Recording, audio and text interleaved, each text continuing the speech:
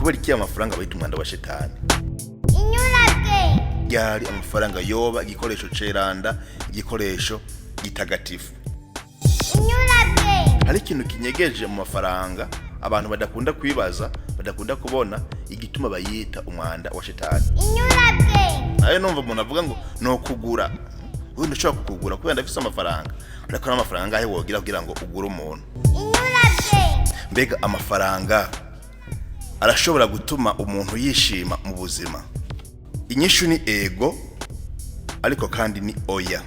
Inyurabwenge. N'igihe wogirirwa ubuntu uravuye ku miliyoni baguhembye imiliyoni 2, ntuzonezerwa naho nyene. Ntuzonezerwa naho nyene kubera ko ubuzima budoca buduga, kandi buzoduga gahoro gahoro. Itwita idomic adaptation. Buduga gahoro gahoro bivanye n'ivyo ufise. Inyurabwenge. Uko urusha kuronka amafaranga menshi, niko nawe urushaho kugira ibibazo. Inyurabwenge. Bamwe baca baja no mu buraya, bakaja mu busuma, bakaja mu bwicanyi ngo bashaka amafaranga menshi. Menshi yangana gute? Menshi yangana gute? Nta mafaranga menshi abaho. Inyurabwenge. Iko umuntu arushaho kufungura ibintu biryoheye akanwa, niko umubiri wiwe ubasha kugira ibibazo. Itubihurira ko twese ndazi yuko mwebwe nyene muri vyabona vy'ivyo bintu. Inyurabwenge. Amahera rero nta make ahaba, nta na menshi ahaba. Ibyo bimenye. Kuko nabagiye ubona ngo bafise menshi, uyu munsi barakeneye ayandi. Nta make ahaba, nta na menshi ahaba, biterwa n'ivyo ukeneye. Biterwa n'ivyo ukeneye. Inyurabwenge.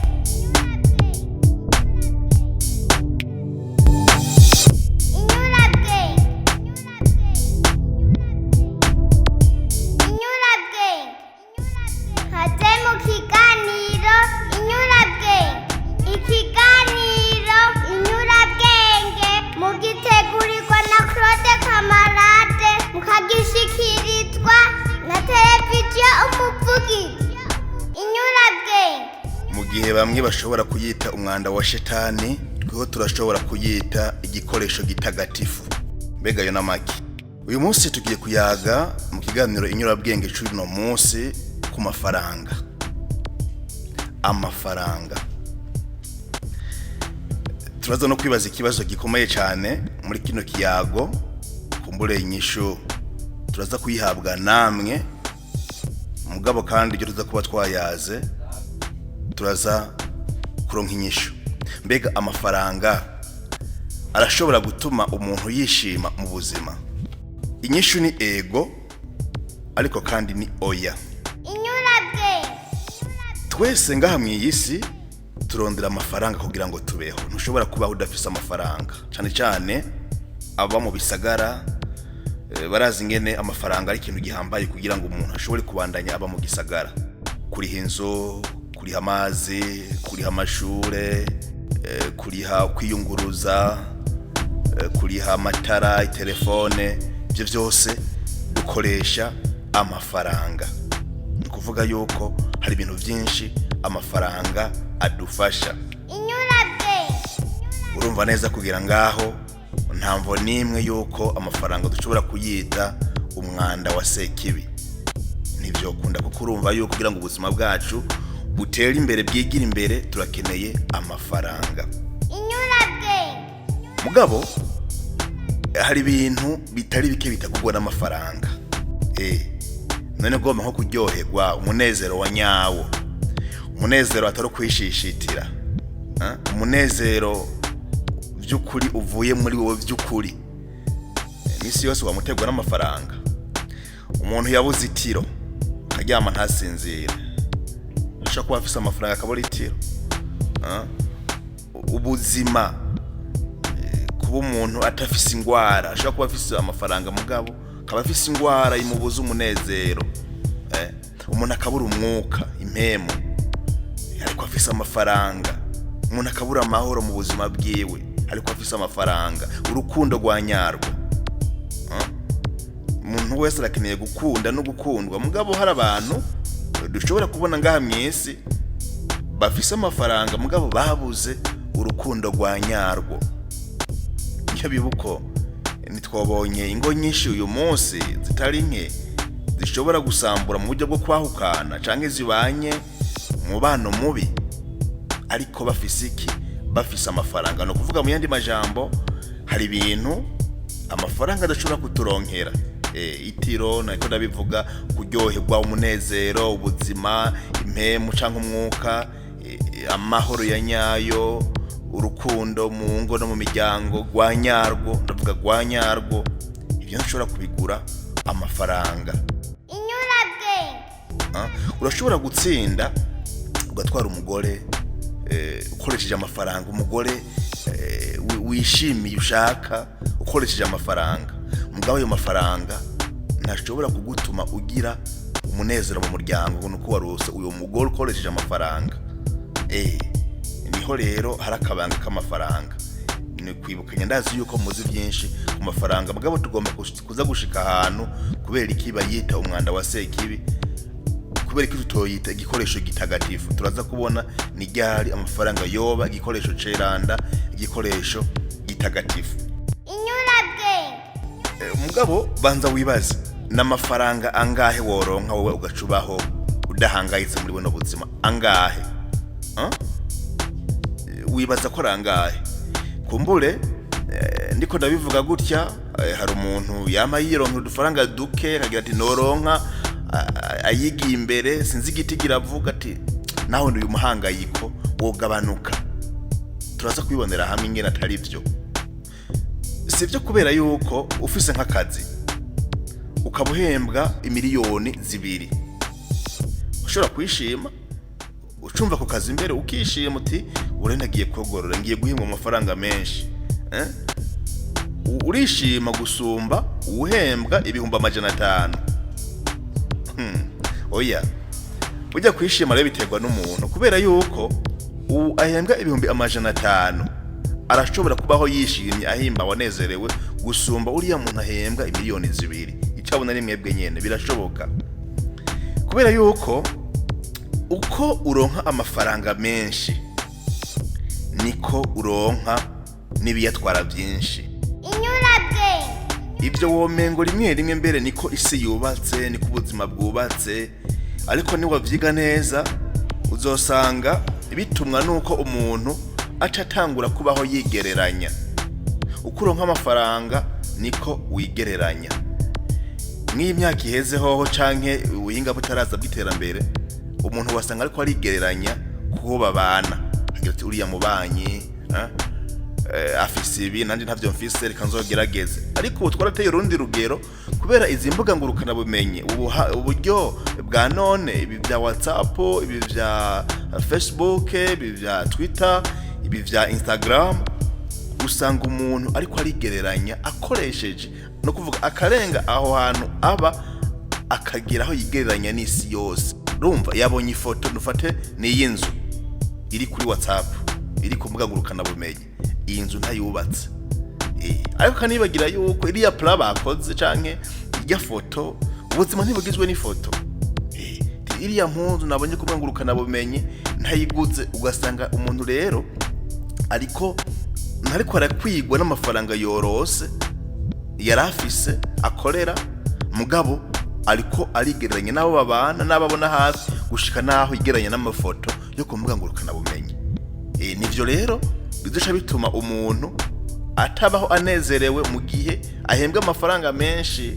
Ashaka kuba anezerewe kubera yuko aguma yigereranya n'isi yose. Mugabo kandi uretse n'ivyo aguma akenera, ivyo acabona bikenewe mu buzima, mu majambo make burya uko urusha kuronka amafaranga menshi niko nawe urushaho kugira ibibazo.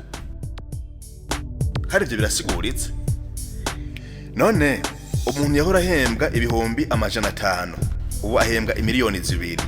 Dufate ko mu buzima bwiwe asanzwe anwa, reka dufate washaka asanzwe anwa Royal. Amaze guhembwa za miliyoni 2, urumva yanwa Royal ahembwa 500,000, mugabo cross miliyoni 2 ku kwezi iyo royale yiyumvira ubwo nyene ikintu aza kuyiguza co hejuru yayo. Reka dufate aca nk'umuvinyu n'akarorero. Urumva amafaranga yaduze n'ubuzima bwiwe buca buduga. Nimba yahora aba muri quartier ntoyi agira ati ko miliyoni 2 uzobona ndi mba muri quartier abazontwenga, aca mu yindi quartier VIP. Hamwe bagira bati none nibaza kundamutsa kameme, inzu mbamwo kameme, il faut voir kameme uyu mushahara, kandi ku ruhande rumwe bigomba kumvikana. Mugabo ntibinumvikana kuko we warose amafaranga ubwo nyene aciye yipima ku bantu, ku bintu, kuvyabona ntivyagomba kubuko. Mugabo ngume kwikina ariko ndavuga yuko uko umuntu aronka amafaranga ariko acagira n'ibibazo byinshi. Za nzoga dufate yahoranywa izo onye, ubu naho anyoye ziriya anye. Muga ntibibagire yuko kunywa inzoga nyinshi biratuzanira ingwara. Sinora ntasomye kandi ndafise amafaranga, sinora ntanyoye. Mugabe urabizi inzoga ibyo zitanga.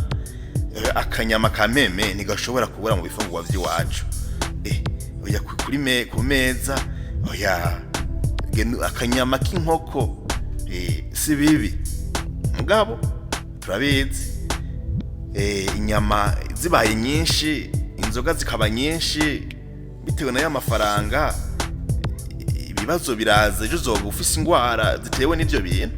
Iko bimeze ivyo rero, si ibintu ndiko ndarema, sivyo ndiko ndahangira ngaha muri kino hano ku Muvugizi TV. Niko bimeze.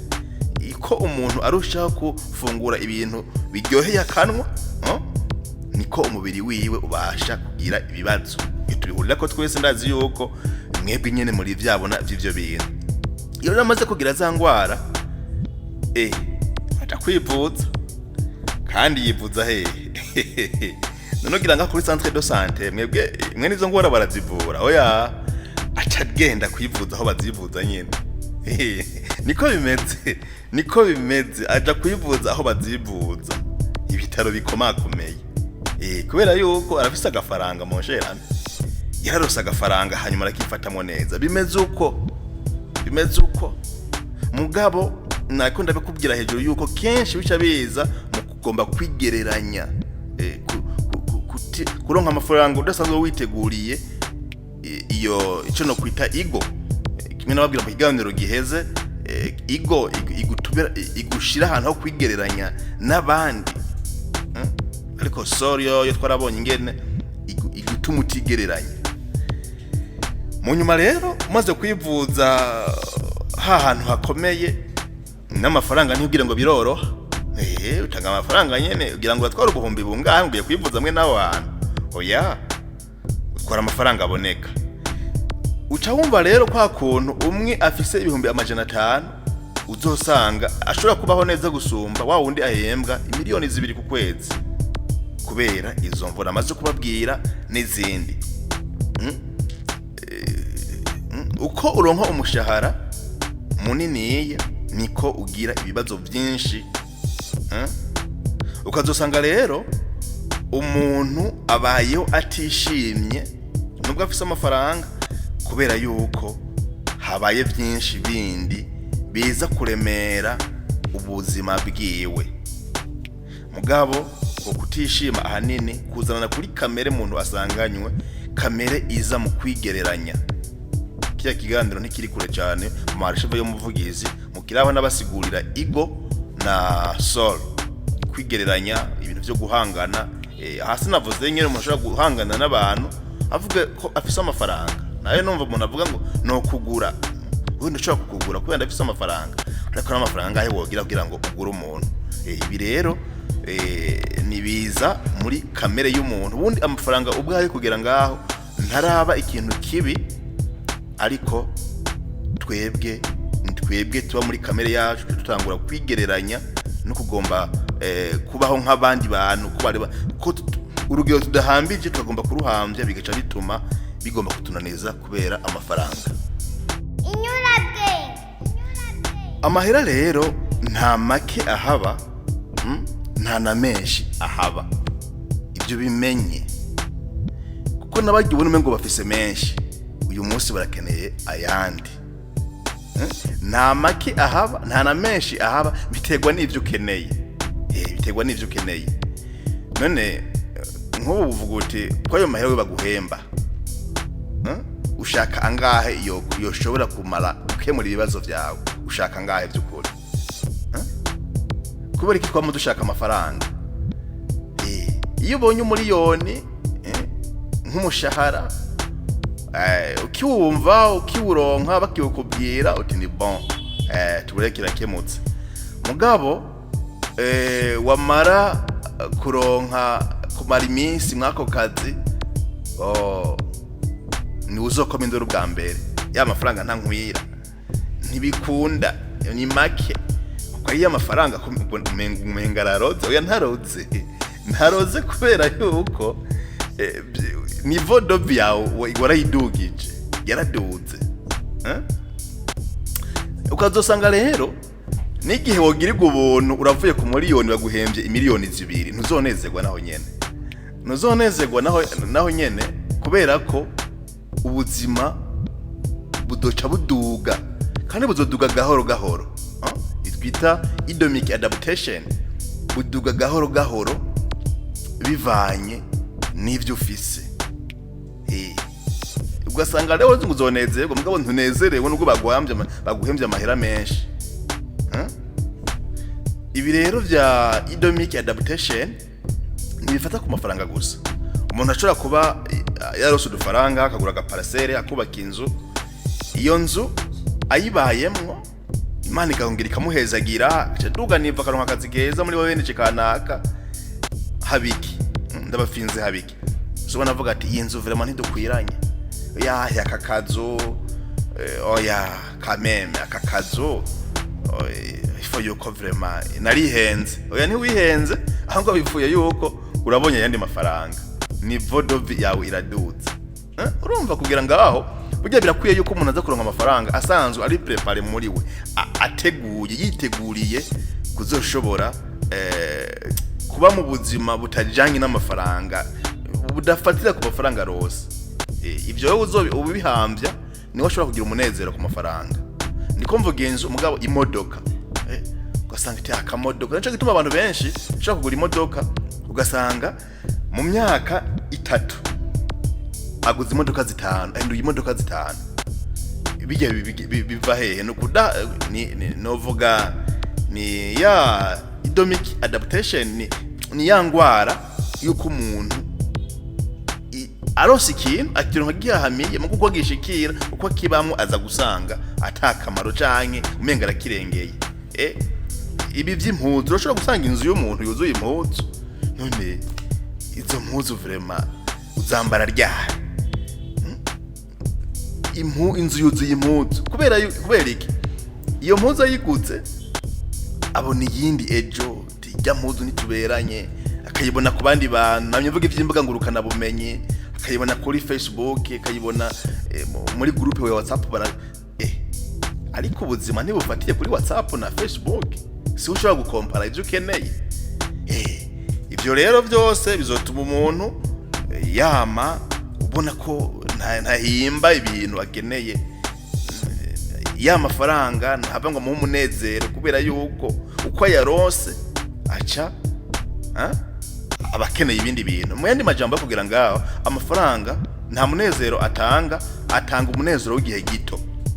Aratanga umunezero mugabo w'igihe gito. Nakagaza nakubwira uranezerwa urakabamo mu gihe gito biraguhimbara, mugabo maze kwigira imbere ntusubira guhimbarwa kubera yuko amafaranga yarose biyakeneye. Rero umuntu arakwiye kuyiha inedication.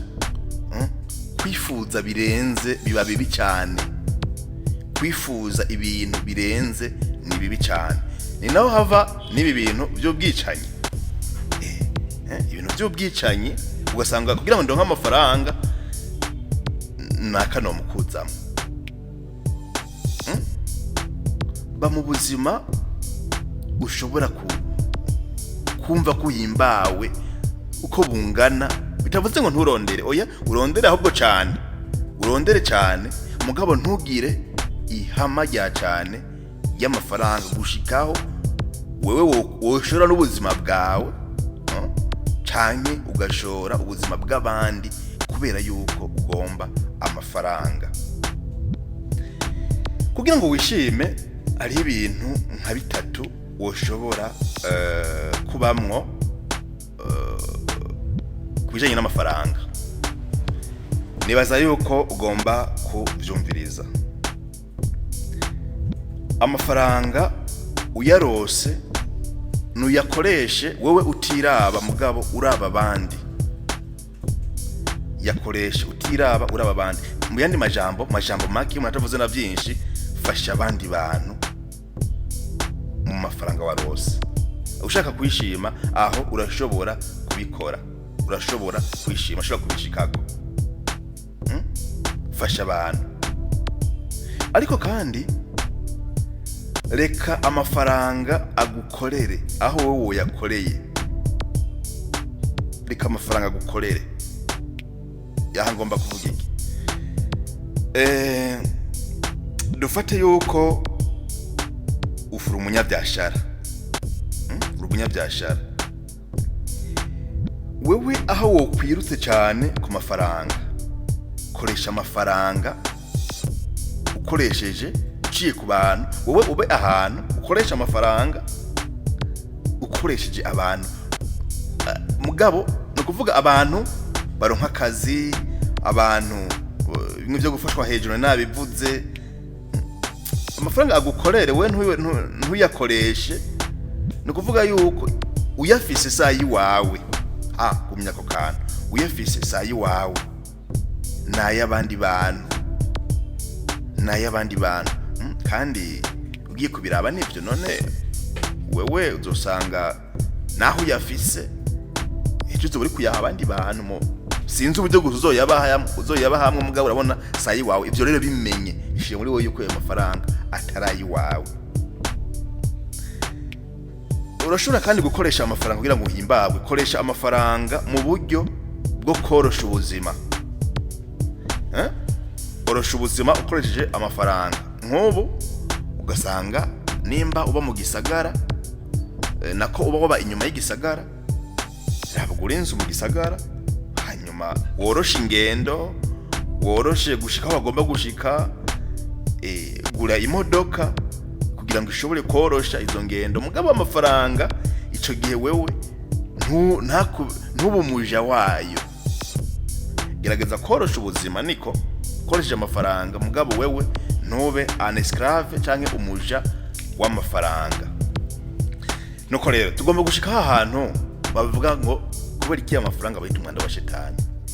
Inyurabwenge. Abenshi barakivuga kandi bagomba gufatira hahandi adafadika, bagomba gukora ibyo bakora ntibikunde bakama bakene.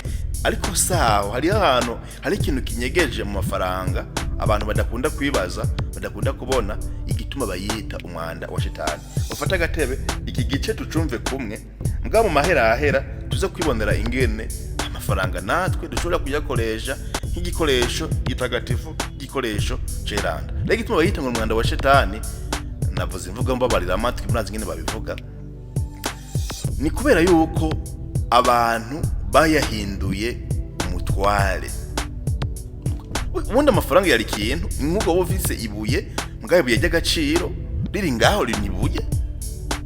Abantu bahinduye amafaranga umutware ku buryo uyu munsi n'umuntu atayafise usanga atajambo afise.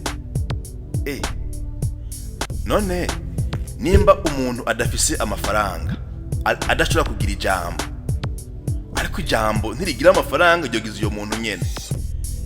Bisigura rero yuko nimba umuntu afise amafaranga ashobora kugira ijambo rimwe arashobora kugira ijambo atarigiwe arya ayo mafaranga. Si we ariko aravuga, nimba bamuhaye mikro bugase we ariko aravuga ariko havuga amafaranga. Aka kantu murakumva? Baramuhaye intebe bari protocole nziza kubera yafise igoti ryiza, yambaye neza, ni kubera afise amafaranga. Liye jambo siwe barihaye amafaranga. Kandi majambo amafaranga rero umuntu yarayagize umutware. Yaragize umutware.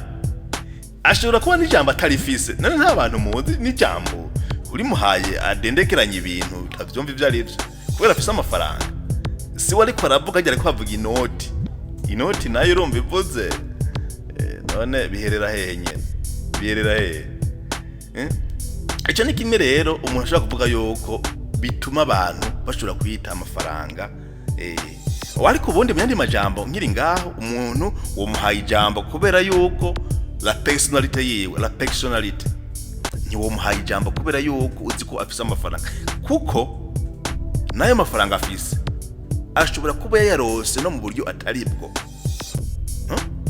hano ashobora gusanga yego yarose yakoreye by'ukuri mugabo umuntu ashobora kuronka amafaranga biciye mu buryo butari bwo singombye kubudondagura amashobora kubwibaza harimwo mbere no gusesa amaraso y'umuntu ibyo birashoboka bibaho ndazi yuko atarumaza kumpaririza kuri ico gihe rero baca bayita ashobora kuzana ngaho uvuga ati numwanda wa Sekibi kubera yuko bayagize umutware isi yagize umutware w'isi mugabo cyari ikintu igikoresho uko yashaka ni kuruha uko ushaka amafaranga monsherami uko ushaka amafaranga witegurire n'umuruho hari umuruho wo kuyashaka kuyarondera kwiruka mu byashara imizigo hariya anye amaremoro kari kwaraza si ngombye kudondagura kimwe n'ikindi mugabo mu vyumve ndacenda bibibutse urumva kuyashaka udoca usubira kuyashaka harimo umuruho udosubira uruhe hageze kuyarinda kuyacungera uyafise mu nzu nturyama oya wo guha miliyoni ati wewe miliyoni w'amadolari ngira niwo munini ukayashira hajya mu cyumba wumvise imbeba urasimba urakanguka ibara yansinzeko ari ubundi bambwiye ati bamuhaye amafaranga menshi ntiyambwiye igitigiri cyayo ayashira rero haryama munsi y'umusego munsi y'imatera ati yumvise umutoto w'igitoki uguye yabavyutse kuraba haragira n'igihe abyuka aricara ayarinze kandi uravyumva abandi barajyana amahera yiwe urumva none uza kuza kuyatora basi aza kuba yamwumvise nawe no ko yaryamyeko byaranka gushika naho abyuka agafata agatebe akica ayacungereye arindiriye ko buca kugira ngo afate ingingo zayo ni ingorane zikomeye cyane urumva yagize umuruho mu kuyarondera naho afise umuruho wo kuyarinda arundi numvise ejo bundi yidoga turi muri banki dutondeye udufaranga nyene bashe ngo amafaranga kwe ngo tuyarondere ngo umuruho ngo kuza kuyaronka ngo muri banki yo twayabitse ngo irabe mwanya dufata ngo numuruho none ngo bya bintu bimeze gute numuruho nyene numuruho kugeza ngaho niko bimeze utunze menshi niko uronka imiruho myinshi sivyo gusa kandi iyo utunze amahera menshi niko ngo ucuronka n'inshuti yego zirabwira nahewe zirabwirana kwe uyarose none singa barundi bavuga ngo ugakecuru gahishije ntikabura buzukuru niko bimeze niko bimeze amafaranga uyarose inshuti ziba nyinshi rero abantu ntibavyumve bamwe baca baja no mu buraya bakaja mu busuma bakaja mu bwicanyi ngo bashaka amafaranga menshi yangana gute menshi yangana gute nta mafaranga menshi abaho ikiba kibabaje rero nuko kuntu ashaka kuyarondera mu nzira zitarizo ashaka menshi kandi ata menshi azokwigera ronka naho azokwica umuntu kugira ngo aronke amafaranga naho azoja gucuruza umubiri we ngo aronke amafaranga naho azoja kumena inzu ngo aronke amafaranga bizorangira asanze amafaranga ari make usanga aronse afise amafaranga make kandi yahemutse nta menshi abaho rero kugira ngaho rero abantu bagira bati umwanda wa Sekibi bya bintu ntibisengeye uko yaronse nabi nabyo niko umutima wawe ukwagiriza. Uko wayaronse nabi niko umutima wawe ukwagiriza. None wishe umuntu mu kuronka amafaranga, iyo wumva iyo nzu waguze wayaguzemwo, uzoheba ujyame wibagire yuko uyafise kubera amaraso y'umuntu. Oya, ntibikunda. Umuryango uzovuga, hajya wuguruye uvuga ni naka nishe. Mu yandi majambo mbere naho Bibiliya ibivuga, naho ntibutse umurongo hariya mu musiguzi no mu bwitonzi. Ibizu mwene ibyo tuba twubatse biciye mu gusesa amaraso, cyane cyane biciye mu gusesa amaraso, ngo bimeze nk'imva. Kuba mu nzu warasahuye imfuvyi n'abapfakazi, kuba mu kizu warasheshe amaraso, iyo nzu yawe ni nk'uko yoba ari tombe, imva irimwo ibore. Amafaranga nshobora kuba nararonse nafashije mu gukorora inda, nkayubakamwo ikizu ciza, nkayaguramwo imodoka nziza. Amafaranga nshobora kuba nararose nagunze imfuvyi n'abapfakazi, hari abantu bari mu marira menshi, mugabo jewe nkigira mu modoka nziza, nkiyambarira ibisayangana, nkibera mu nzu nziza. Ivyo bintu ni nk'uko vyoba ari imva y'imwibore.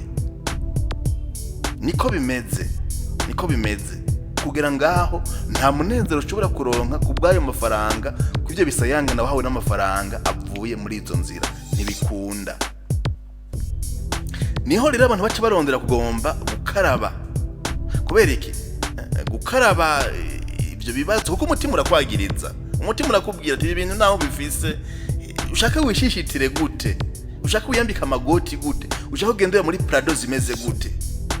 Warashesha amaraso, waramenya amaraso y'umuntu ngo uronka amafaranga, umutima ntushobora kuguha agahengwe. Ntibikunda.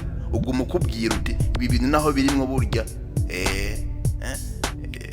umuryango uzovuga bwa bundi, ibyo uryamye ko uzokwihindukiza n'amaraso y'umuntu kanaka, imbere yawe bizohaguma. Bamwe rero bagaca barondera gukaraba mu kugira gute, bakaraba bagomba novuga kwiyorohereza muri uwo mugabo, sibyo? Ngo reka dufashe imfuvyi bino bifaranga, reka turabe tuze gutanga ibyicumi mw'ishengero. Genda ugitange kandi bayakoreshe kweri, habe n'abahamirira amate, mugabo ivyo ugira byose sibyo.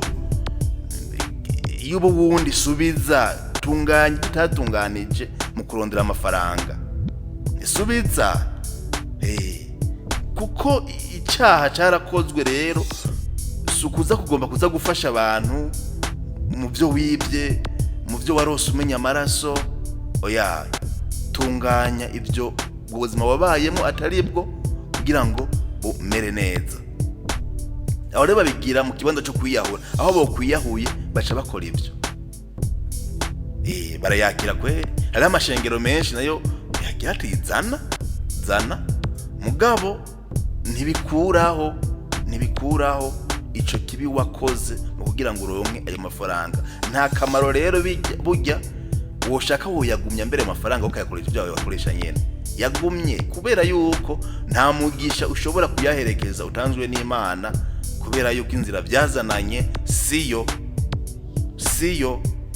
Naho mengo uburyo bwa nyabwo gukaraba intoki zakoze ivyo bintu sibyo. Ivyo je no bigereranya nko kujya kwa Pilato. Pilato yaratanze umwana w'Imana atakintu yagomba kwagirwa cyotuma yicwa. Imbere y'abantu arakaraba imbere y'abantu ngo amaraso y'uwo muntu ngo ntambazwe. Ko gukaraba wibaza ko bisigura yuko ikibi atagikoze mu kuba niryo imbere yo gufata ingingo yo gutanga umwana w'Imana. Kibi yagikoze. Gukaraba rero mu buryo buca nk'iburiya mu byo wakoze canke uhejeje gukora, mu gutanga, gufasha imfuvyi, ndabigereye n'ibi vya Pilato. Ibi ntibizokubuza guhema umwuka uremereye. Urumva cyo guhema umwuka uremereye, uzohema umwuka wumva umengo harimo udusenyi. Kubera iki? Kubera yuko amafaranga wayarose uyakoresha uba mu bintu ubanje guhemukira umuntu, nanone warihemukiye. Ntushobora guhema rero impemu zisanzwe, uhema impemu ziremereye. Kugira ngaho rero nico gituma abantu bariko bayita ngo ni umwanda wa Shetani. Kandi kiri ciyongera ko amahera si byose, ntakura ingorane, ntaguha amahoro, nta rukundo rwa nyarwo ashobora kuguha, mu gihe cyane utari kuyakoresha mu gufasha abandi, cyane mu gihe uriko uyakoresha cyangwa wayaronse muri bwa buryo twamara kuvuga ngaha hejuru. Nico gituma rero abantu benshi bavuga ngo amahera ngo ni umwanda wa Shetani. Sibyo, ibyari byo, ni mwizo nzira bayaronkamwo, harimo nuko abantu bayagize umutware w'isi. Twebwe rero, wewe na jewe, reka twemere amafaranga abe igikoresho gitagatifu. Reka dukore ibishoboka byose ngo amahera abe igikoresho gitagatifu, tuyarondere neza, duce mu nzira nziza mu kuyarondera, ntiduhemukire umuntu, natwebwe ntitwihemukire, ntiduhemukire Imana mu kurondera amafaranga. Ayo tuzoronka yose aciye mu nzira tudahemukiye Imana, tudahemukiye umuntu, twebwe tutihemukiye, ayo mafaranga azoba ari matagatifu. Azoba matagatifu kandi ryari? Mu gihe amafaranga turose tugira duti aya mafaranga sayi wacu, twebwe turaba gestionnaire, aya mafaranga nayo gufasha abandi, uhereye kubo Imana yaguhaye ko responsibility hajya mu muryango wawe. Wewe wa mugabo we uri kurya amafaranga wenyene, wewe wa mugabo we uriko uranwa ijoro n'umurango, ukarara mu kabare, umugore n'abana basamira isazi ku ryenyo, uriko uriyimbira icobo wewe nyene. Kandi ayo mafaranga uyisoko yita birumvikana kuko inzira uri kure yakoreshamwo sizo. Twebwe rero amafaranga ni matagatifu. Kubera iki? Dufashe ingingo yuko igihe cyose tuyarose tutagomba kuzokwigereranya ku bandi, tuzoyakoresha dufatiye kuco dukeneye, ico dukeneye, apana ibyo dukenye, oya ibyo dukeneye, apana ibyo dushaka, oya ibyo dukeneye. Ico gihe amafaranga azoba matagatifu. Ikindi nuko twebwe twifatira ingingo yuko amafaranga atari yo tugira umutware, atari yo tubera umutware, ahubwo twebwe tuba umutware w'amafaranga. Amafaranga ntatubere umutware, ahubwo twebwe tube umutware w'amafaranga. Nivyagenda gutyo, amafaranga azoba igikoresho gitagatifu, igikoresho ceranda, igikoresho kininahaza Imana.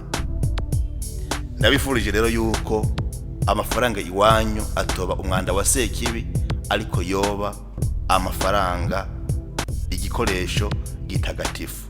Aho muherereye murakaronka amafaranga menshi, ariko amafaranga matagatifu. Muhejeje kumviriza ikiganiro Inyurabwenge.